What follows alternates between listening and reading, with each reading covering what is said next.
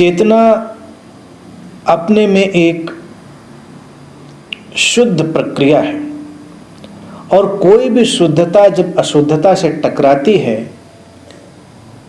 तो पहली प्रतिक्रिया नासमझी की होती। एक साधक समाज में समझदारी से जरूर रहे, लेकिन बहुत संतुलन की फिक्र ना करे। समझदारी अपनी जगह पर है, विवेक अपनी जगह पर है, और संतुलन एक बिल्कुल ही भिन्न ढंग है। अर्थात तुम अधिक से अधिक जीवंत अगर होना चाहते हो, जागृत होना चाहते हो, तो तुम्हें होना ही पड़ेगा। अगर आसपास बेहोशी की बहुत अधिक मात्रा है तो तुम क्या करोगे? क्या तुम बेहोश बने रहना पसंद करोगे, या तुम होश में आना पसंद करोगे? तुम होश में आओगे, तुम्हारी भाषा बदलेगी, तुम्हारा व्यवहार बदलेगा, तुम्हारे आसपास का सारा रंग ढंग बदलेगा। तो तुम कैसे संतुलन बनाओगे उसमें? उस संतुलन की तुम चिंता भी मत करना। उस सामाजिक असंतुलन को बनने देना। तुम करुणापूर्ण रहना, विवेकपूर्ण और करुणापूर्ण रहना। उसी से सारी जो गुत्थी है वो हल होगी।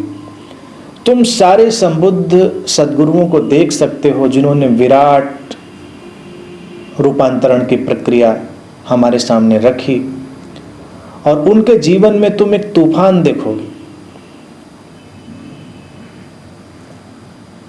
जिस सद्गुरु के जीवन में तूफान ना हो, वो सद्गुरु भी नहीं होता ठीक से। वो तुम्हारी ही एक अनुकृति होता है, तुम्हारे ही ढंग का एक नमूना होता है। वो तुम्हारी ही बात अलग ढंग से बोल रहा होता है, तो तुम्हें अच्छा लगता है। लेकिन कभी कभी अगर कोई सद्गुरु तुम्हारी नींद के बाहर से बोलेगा तो तुम्हें थोड़ी देर कुछ समझ नहीं पड़ेगा, तुम संघर्ष करोगे। लेकिन फिर धीरे धीरे होश और बेहोशी में एक संतुलन आएगा जो तुम्हारी अपनी कल्पना से नहीं होगा। तुम उसका अनुमान नहीं लगा सकते कि क्या होगा। तुम समाज में हर चीज का अनुमान लगा सकते हो, लेकिन केंद्र से आए संतुलन के बारे में कोई अनुमान नहीं लगा सकते कि क्या होगा, कैसे होगा, हम नहीं कह सकते। कहीं पर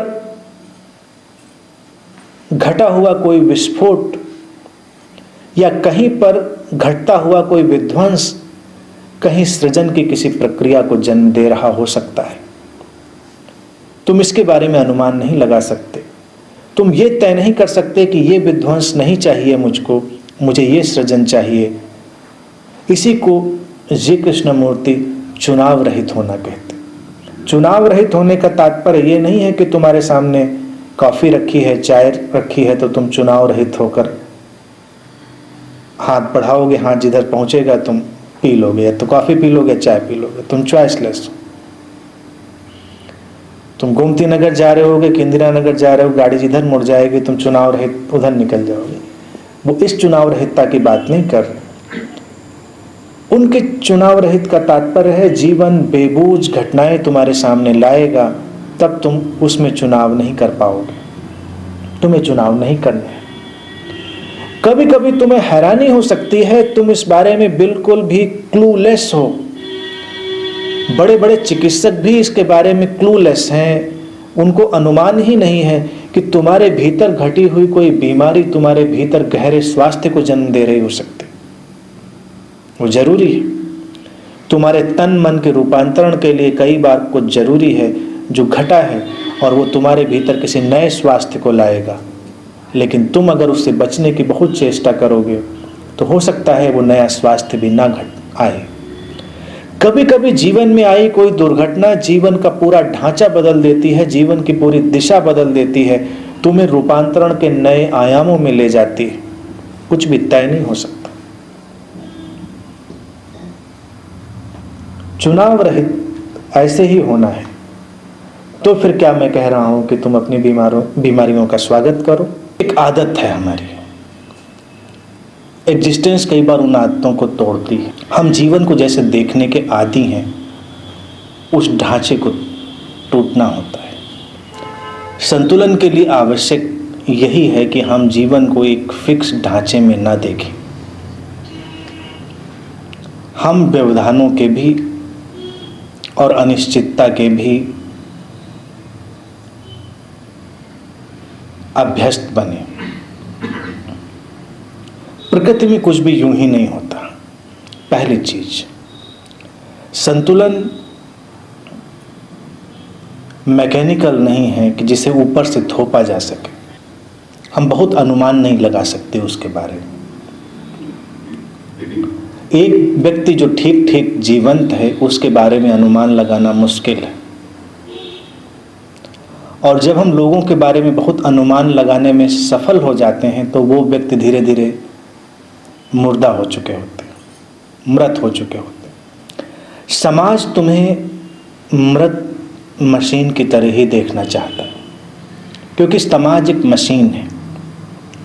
उसमें व्यक्ति जितना कम जीवंत होगा, जितना कम चेतन होगा, जितना कम जागरूक होगा, उतना ही उसका काम अच्छा चलेगा। वो एक मशीन है। तो सामाजिक दबाव संतुलन का अलग है और आध्यात्मिक संतुलन की मांग अलग है। तुम किसी कंपनी में नौकरी करते हो या तुम किसी की भी नौकरी करते हो, तो उसका तो एक ही काम है कि तुम कितना अधिक से अधिक धन कमा के उसे दे सकते हो। तुम इसमें जीते हो कि मरते हो, इससे उसे कोई फर्क नहीं पड़ता, या कि पड़ता है। तुम 24 घंटे अपने जीवन को दांव पर लगाकर काम करते रहो, उसको क्या फर्क पड़ता है? उसके लिए तो अच्छा ही है ना। तुम थोड़े थोड़े चैतन्य होने लगोगे, तुम विद्रोह करोगे। तुम विद्रोह करोगे तो तुम्हारे मालिक के लिए अच्छा नहीं है। तुम्हारे अंदर होश आएगा तो मशीन जो समाज की है वो खतरे में पड़ती है। यहीं पर मैं कह रहा हूं विवेक का उपयोग। विवेक से चलने का तात्पर्य है कि हम तोड़ फोड़ नहीं करते, हम जानबूझ के किसी को कोई नुकसान नहीं पहुंचा रहे हैं, लेकिन जीवन में हम बाधा भी नहीं डाल रहे। अब जैसे जीवन एक वृक्ष की तरह से अगर आप परिकल्पना करें, तो कौन शाख कितनी लंबी जाएगी क्या बता सकते हैं? कौन सा पत्ता कितना और कब निकलेगा हम क्या बता सकते हैं? निकलेगा भी कि नहीं निकलेगा हम क्या बता सकते हैं? संभावना है, लेकिन उस संभावना को खुला छोड़ना पड़ता है। संभावना जब खुली हो जाती है तो थोड़ी आतंकित करती है, घबराहट पैदा करती है, क्योंकि अनिश्चित है, अनुमान में नहीं आती।